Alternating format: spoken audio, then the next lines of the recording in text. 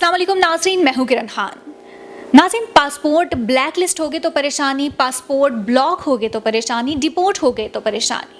Overseas पाकिस्तानियों को बेतहाशा मुश्किलात का सामना करना पड़ रहा है।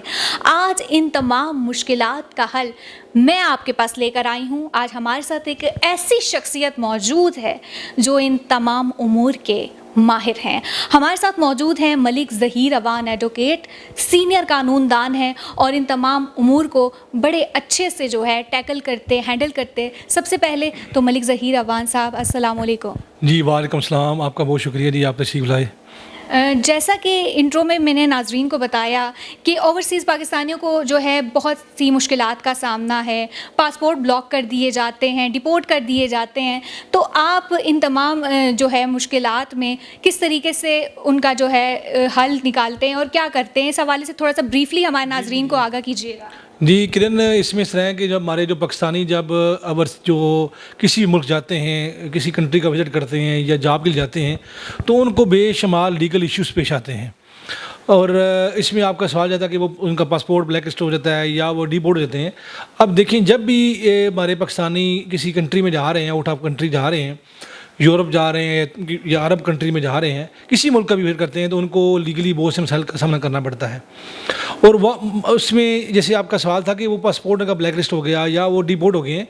देखिए, उसके अंदर पासपोर्ट ब्लैक लिस्ट क्यों होता है, उसकी रीज़न ये होती है कि उन्होंने कोई जुर्म ऐसा किया है, या तो ओवर स्टे हो गए हैं, उनका वो वीज़ा एक्सपायर हो गया है, या पासपोर्ट उनका एक्सपायर हो गया है, उसकी टाइम ओवर हो गया, या वहाँ पे जॉब करते थे, उनका वो जॉब का टाइम पूरा हो गया और उनको वापस आना चाहिए था, या बाद का तो वो वहाँ पे कोई ऐसा जुर्म कर बैठते हैं उस कंट्री के अंदर, तो वो कंट्री उनको पाकिस्तान वापस भेज देते हैं। और डीपोर्ट का मतलब ये होता है कि उनको पाकिस्तान वापस भेज दिया गया। अब डीपोर्ट होने के बाद सबसे पहला काम जो FIA करती है, FIA जो वो ये करते हैं कि वो उस शहरी का जो पासपोर्ट है वो अपने कब्ज़े में ले लेते हैं, डॉक्यूमेंट्स ले लेते हैं और उसके बाद उसको ब्लैक लिस्ट में डाल देते हैं। अब सवाल ये होता है कि ब्लैक लिस्ट डालने का या उसको कैंसिल का अपना ब्लैक लिस्ट में डालने का नुकसान क्या है। अब ब्लैक लिस्ट में जब वो डाला जाता है उसको, तो वो शहरी दोबारा किसी मुल्क का सफ़र नहीं कर सकता। वो जब भी वो वीज़ा लेता है, डॉक्यूमेंट बनाता है, पासपोर्ट भी बना लेगा, लेकिन उसको एयरपोर्ट पे जाके प्रॉब्लम आ जाएगी कि आप तो सफ़र नहीं कर सकते, आपके ऊपर तो बैन है। तो इसका क्या हल है, क्या? अब उसमें होता ये है कि देखिए, एक जो लीगली तौर पे जो इमिग्रेशन डिपार्टमेंट है या FIA है, वो पासपोर्ट को कैंसिल तो कर सकते हैं, लेकिन जब्त नहीं कर सकते, उसको ब्लैक लिस्ट में नहीं डाल सकते। ये कानून ये कहता है। उसके लिए हम ये करते हैं कि हम सबसे पहले कोई भी जब सिटीज़न हमारे पास आता है, तो हम सबसे पहले महकमाना जो है एप्लीकेशन भेजते हैं डिपार्टमेंट को कि ये शहरी है, इसका ये पासपोर्ट का इशू है। अगर वो मुतलका डिपार्टमेंट मसला हल ना करे, तो उसके बाद हम मुतलका जो भी ज़िले की या सूबे की हाई कोर्ट है, इस तरह इस्लामाबाद हाई कोर्ट है या पंजाब में आपकी लाहौर हाई कोर्ट है या पेशावर हाई कोर्ट है, तो हम हाई कोर्ट से रिजू करते हैं और उसका लीगली तौर पर पहले डिपार्टमेंट से और फिर हम हाई कोर्ट से रिजू करके उसका मसला हल करते हैं। और इसमें हमने बेशुमार केसेस किए हैं, तो अल्हम्दुलिल्लाह उसमें हमें कामयाबी मिली है। तो इंशाल्लाह मज़ीद भी अगर किसी शहरी का मसला हो, तो इंशाल्लाह हम उसको प्रॉपरली लीगल तरीके से, देखिए हम इनलीगल काम नहीं करते। हमारा काम जो होता है, जो हमारी लॉ फर्म है, ताज लॉ फर्म है, हमारे पास काफ़ी नंबर ऑफ़ जो लॉयर्स मौजूद हैं। हम लीगली इसको जाके प्रॉपर कानून के दायरे में रह के काम करते हैं।